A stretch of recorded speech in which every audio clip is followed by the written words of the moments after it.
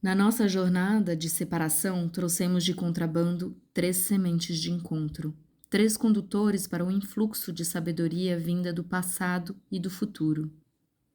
As 3 sementes. Há muito tempo atrás, a tribo dos humanos embarcou numa longa jornada chamada separação.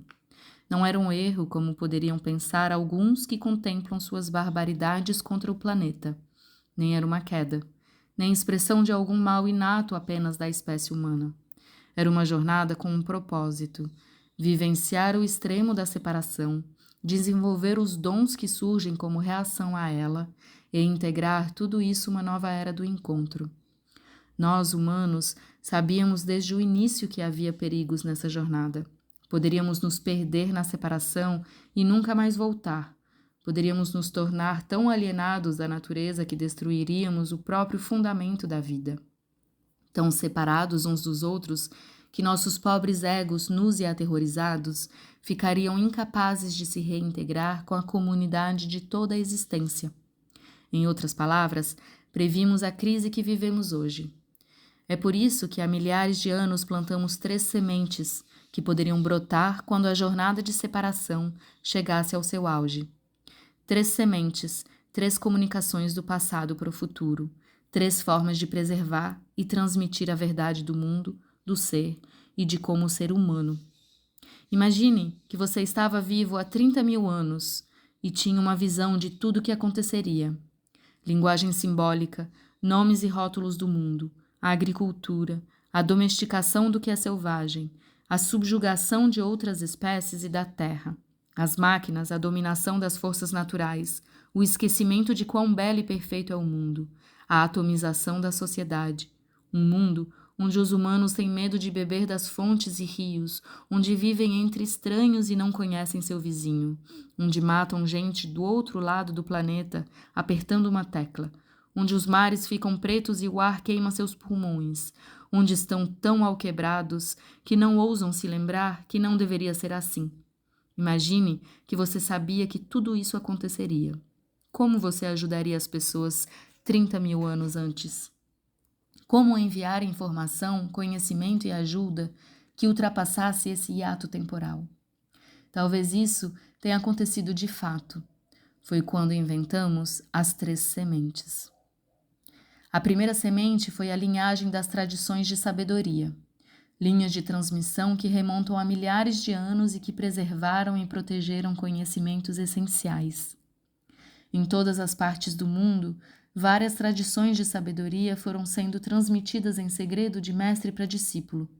Guardiães da sabedoria, sufis, mestres zen, cabalistas, magos taoístas, místicos cristãos, swamis hindus e muitos outros, escondidos nas várias religiões, preservaram o conhecimento em segurança até que chegasse o tempo em que o mundo estivesse pronto para reclamá-lo. Esse tempo é agora, e eles cumpriram bem sua missão. Muitos líderes espirituais, mesmo o Dalai Lama, estão dizendo que o tempo dos segredos acabou.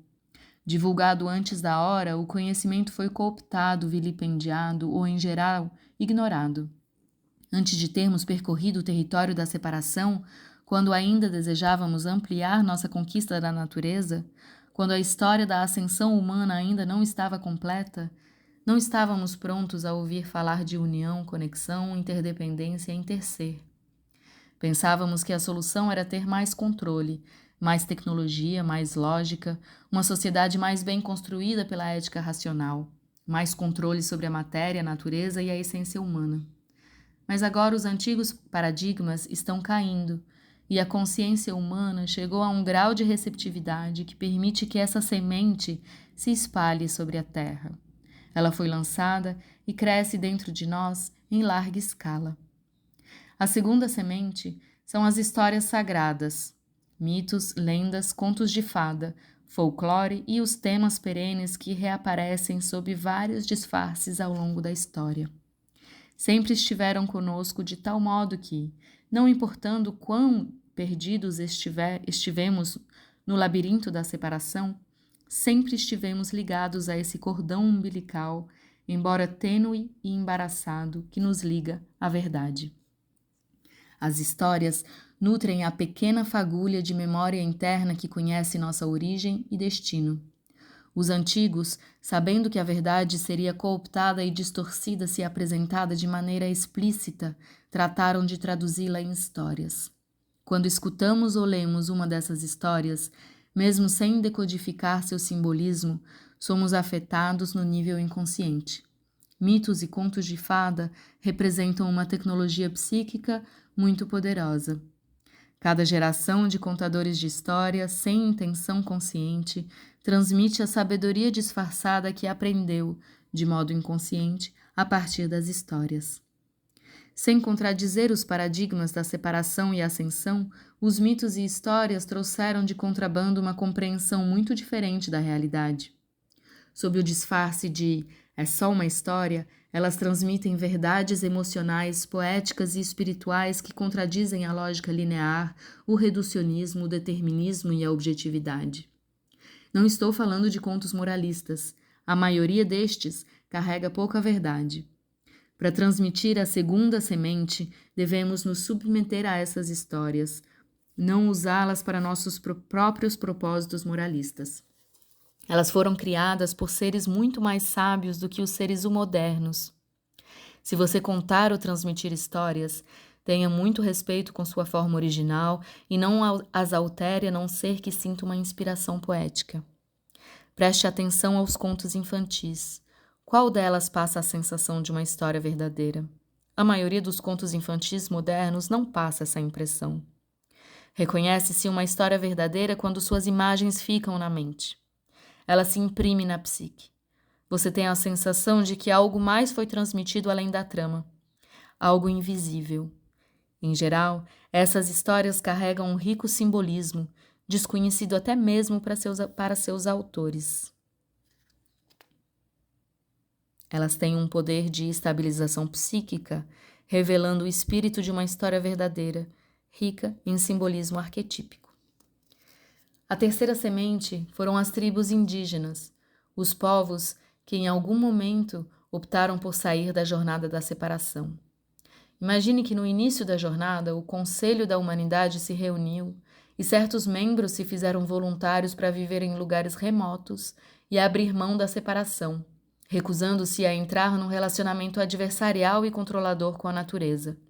Portanto, recusando-se a entrar no processo que leva ao desenvolvimento da alta tecnologia. Significava também que quando eles fossem descobertos pelos humanos que tinham ido fundo na separação, enfrentariam os mais atrozes sofrimentos. Era inevitável. Hoje em dia, essas pessoas da terceira semente já cumpriram sua missão. E sua missão era apenas a de sobreviver o suficiente para servir de exemplo vivo de como ser humano. Cada tribo foi portadora de um pedaço ou vários pedaços desse conhecimento. Muitas delas nos mostram como olhar e se relacionar com a terra, os animais, as plantas. Outras nos mostram como trabalhar com os sonhos e o invisível. Algumas preservaram a maneira natural de criar os filhos, que hoje estão sendo divulgados em obras como The Continuum Concept, o conceito do contínuo. Algumas nos mostram como se comunicar sem palavras. Tribos como os Hadza e os Pirahã se comunicam sobretudo por canções. Algumas nos mostram como se libertar da mentalidade do tempo linear. Todas são exemplo do modo de ser que, de forma intuitiva, reconhecemos e desejamos. Elas provocam memórias em nosso coração e despertam nosso desejo de retornar. Conversando com o índio Lakota Aloysius Weselbeer, guardião da medicina ancestral Sioux e tataraneto do chefe Touro Sentado, ele me contou que certa vez perguntou a seu avô: "Vovô, o homem branco está destruindo tudo. Não devíamos impedi-los?" Seu avô respondeu: "Não é necessário. Nós resistiremos. Eles serão derrotados pela própria esperteza." Com essa resposta, o avô reconheceu duas coisas: que a separação carrega sementes de sua própria derrocada e que o papel dos povos indígenas é ser o que são. Não acredito que esta seja uma atitude de indiferença no sentido de deixar o homem branco à sua própria sorte no deserto. É uma atitude de compaixão e ajuda que compreende a tremenda importância de simplesmente ser quem eles são.